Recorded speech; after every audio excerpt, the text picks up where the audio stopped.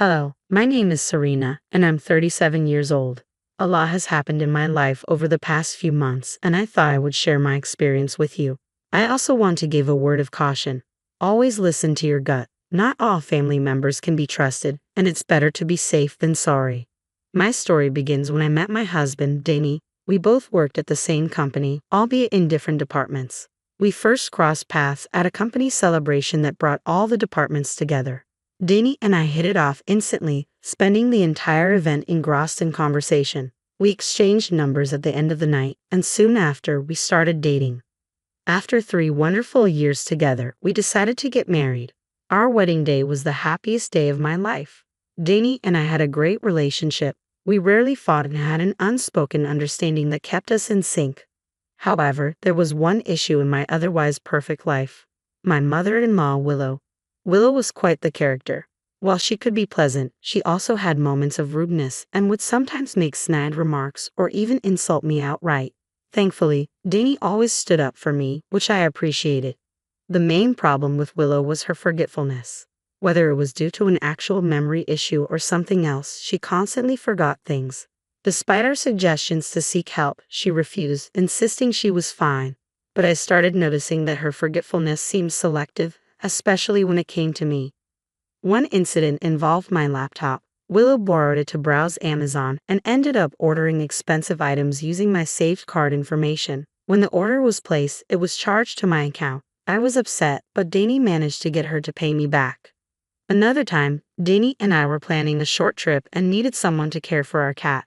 My friends were unavailable, and my parents were out of town, so I reluctantly asked Willow. She agreed to come by once a day to feed and water the cat. When we returned, our house was infested with ants and my cat's food bowl was overflowing and crawling with them. My poor cat was itchy all over from the ants. Furious, Danny and I went to Willow's house. "Welcome back. It's lovely to see you both," she said. "Really, what did you do?" I asked, unable to hide my anger. "I asked you to do one thing, Mom. Why didn't you take care of the cat?" "What are you talking about?" "I did. I filled the bowls with food and water." "Yeah, you overfilled them, and now the house is crawling with ants. The cat couldn't eat or drink because of them. Did you even go over every day like I asked?" "I went over the first day after you left and filled the bowls really well. I figured if I put a lot of food and water, the cat would be fine for a while." "Mom, that's not how it works, and you know it. Pardon me for not knowing how to take care of pets. You know I hate them." "So you only went over one day?" "Yeah, I forgot about the cat after that. If you knew you couldn't take care of the cat, why didn't you just tell me? I wouldn't have asked you." "Look, is the cat alive?" "Yes, that's all that matters." "That was a very crappy thing for you to do. I need you to apologize to Serena." "Sorry, Serena. I was really upset about how casually Willow treated the whole situation. Even after she apologized, she didn't seem remorseful. I walked away because I didn't trust myself not to explode at her. I was fuming, and seeing her act like it was no big deal made me want to scream. Danny followed me out and apologized on his mother's behalf, but I wouldn't let him. He had nothing to do with her actions. We got the ant infestation taken care of, and a vet visit later, my cat was fine. I'm sharing this story because in hindsight, I should have recognized the signs of Willow's callousness and carelessness. If I had stood up to her then, I could have avoided a lot of pain later on. About a year after the cat incident, I got pregnant with my son Eric. The pregnancy was tough, with all the worst symptoms. To make things worse, I went into labor early and Eric was born prematurely. I couldn't hold him for 2 weeks. Those 2 weeks were incredibly hard on Danny and me. When I finally held my son, I knew I could never let anything bad happen to him. Danny felt the same way, and we decided not to let anyone from our families or friends meet our baby immediately. We wanted some family bonding time and to protect Eric during his most vulnerable months. I took time off work to care for Eric. Danny and I decided it was best for me to stop working until I recovered and Eric was older. Thankfully, I didn't have to quit my job as I was given a year's maternity leave and the ability to work from home. 3 years passed quickly. Eric was growing well and adored by everyone in our lives. But those 3 years were always busy with work or taking care of Eric. Danny and I realized we hadn't spent any real time together, so we decided to go on a date one weekend. Danny mentioned it to Willow, and she insisted on babysitting for us. Despite a gut feeling not to let her, we agreed after a small discussion. Our date was great, but when we returned to Willow's place, her car was not in the driveway. Alarm bells rang in my head. Danny and I tried to remain calm, but there was no answer when we rang the doorbell. Panicking, we used a spare key to get in. Eric was lying in bed, crying. I picked him up, furious. Danny searched the house but couldn't find Willow. Willow returned 10 minutes later. I angrily confronted her. Where the hell were you? Oh, I got a call from a friend in town and went out for coffee. So you just left Eric here? Well, what did you expect me to do? Carry the kid with me? Yes, or don't go at all. It's irresponsible to leave a baby alone. First of all, that's stupid. It would have been annoying to deal with a crying baby while catching up with a friend. Secondly, the house was a mess and I didn't want my friend to see that. Are you serious right now? How can you treat this so casually? Look, I made sure Eric was asleep before I left. I didn't think I'd be out so long, but I lost track of time. You guys are new parents, so I get the freak out, but there's no reason to worry so much. Kids are tougher than you think. Just shut up. I never want you around Eric again. You can't do that. Danny, say something. You can't let her keep me from my grandson. I'm just disgusted with how casually you're talking about this. Serena's right, and I support her decision. I don't want you near our son anytime soon. For the next 3 years, I didn't let Willow come near our family.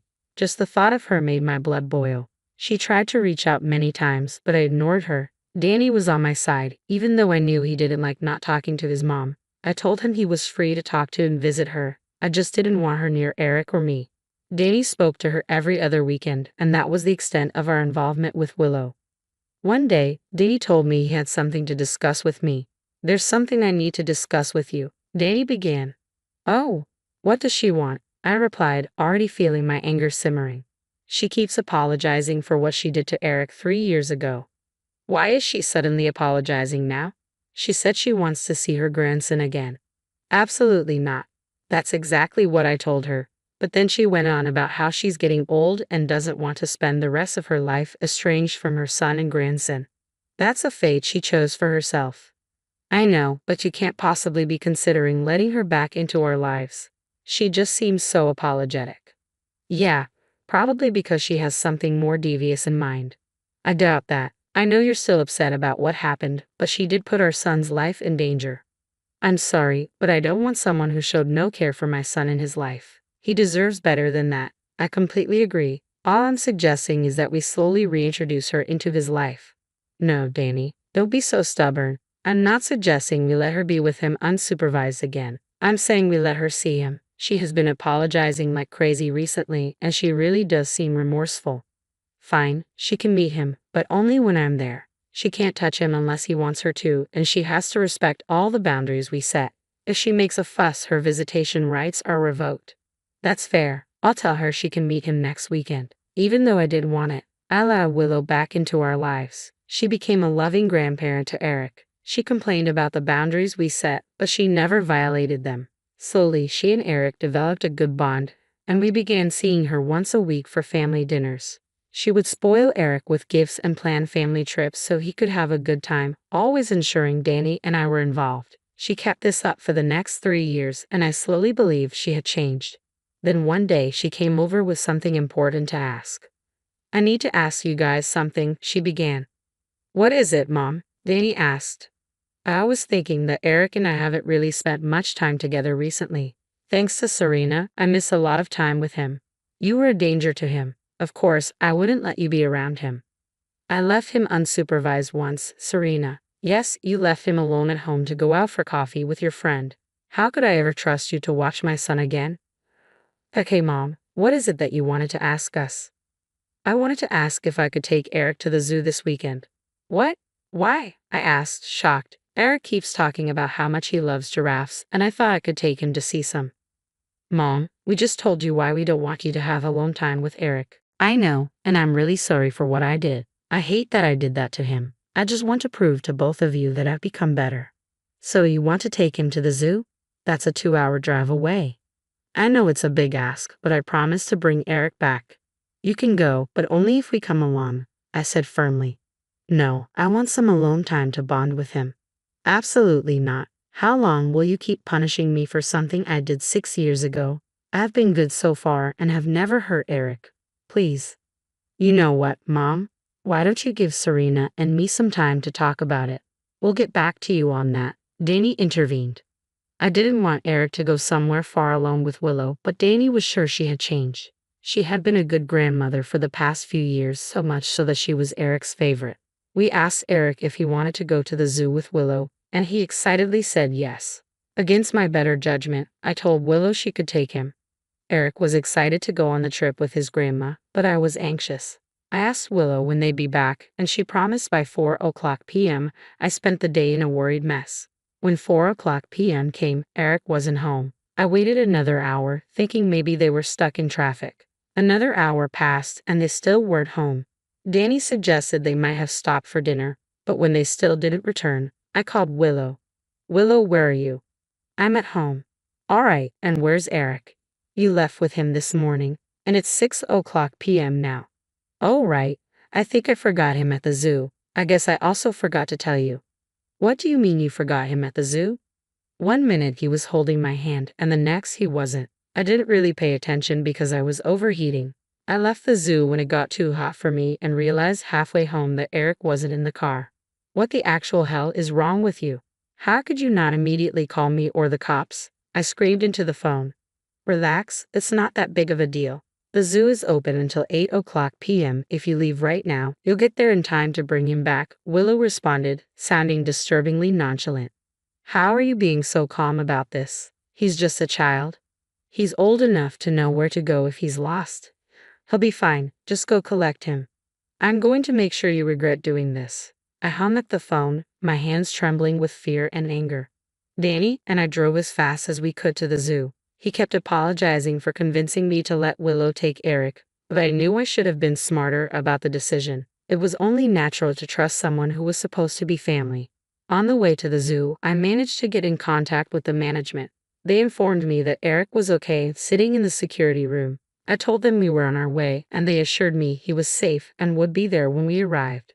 When we got to the zoo, it had closed, but the security was waiting for us. They led us to Eric, who began crying as soon as he saw us.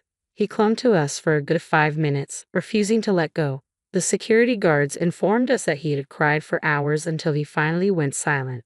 Danny and I tried to ask him questions, but he wouldn't talk. He was still scared and wouldn't stop crying. On the drive back home, I sat in the back with him. My heart ached for him, and I knew I needed to put Willow in her place. I told Danny that I wanted to get the cops involved, and he agreed. We called the police and reported everything Willow had done. They said they'd bring her in and needed Danny and me to make statements. An hour later, Willow called me. Why are there cops at my door? She demanded. I told you it'd make you regret it, I replied coldly. It wasn't a big deal. You got the police involved in this.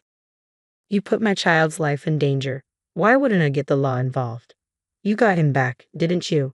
I was only trying to get back at you for keeping him away from me for so long. It's not that deep. So you decided to traumatize my child for some petty revenge. The kid will get over it. You need to stop coddling him. This is why men in this generation are so sensitive. You need to teach your kid to be a man. My child is a child. His gender doesn't matter. He's expressing how scared he was when you abandoned him in a crowded place hours away from home. Get the cops away from here now. They won't stop banging on my door. What would you have done if Eric got injured or kidnapped? Would you be this nonchalant? He's fine. Stop talking about hypotheticals. You deserve jail time. I will press charges, and there's nothing you can do about it. Goodbye, Willow. After that, Danny, Eric, and I were called to the police station to give our statements. Danny and I both recounted instances of Willow being careless and endangering Eric. Then the cops asked Eric to tell them what happened. He was afraid, but I managed to calm him down. One of the officers offered him a donut, which helped him relax a bit. He didn't talk for a while, still processing everything. The police let us take our time. Danny and I engaged Eric's attention, trying to make him feel safe. Finally, Eric opened up and told us and the police that Willow had left him at the zoo in front of the lion enclosure. She had told him she had a surprise and made him cover his eyes and count to 10. When he opened his eyes, she was gone, and she never came back for him. Thankfully, he found security who kept him safe until we arrived. I was furious and asked the police to be serious about dealing with Willow. They assured me they would. Over the next few months, Danny and I attended several court trials against Willow. She was charged with child desertion and endangerment and was eventually sentenced to 10 years in jail. Will looked devastated, but I felt a weight lifted off my shoulders. I no longer had to worry about my son being put in dangerous situations by her. Eric has been getting better. One of the first things Danny and I did after the incident was put him in therapy. It has been helping him a lot. Danny and I are slowly getting through this as well. I know it's been harder for Danny, considering his own mother put his son's life in danger. It's slow progress, but we're learning to live normally again. Thank you for listening.